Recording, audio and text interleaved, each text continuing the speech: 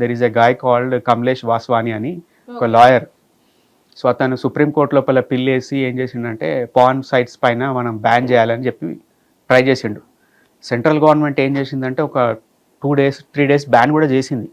చేసేసరికి ఏంటిదంటే కొందరు ఈ లిబరల్స్ అంటారు చూసిరా, మా స్వాతంత్రం ఉన్నది, మా హక్కు ఉన్నది, మేము కన్జ్యూమ్ చేయాలి, మీకేమవుతుంది 4 గోడల మధ్యన నా ఫోన్లో నేను చూసుకుంటే నీకేమవుతుంది వాడు వద్దనడానికి, ఇవి అవి సమ్ లెక్కలు.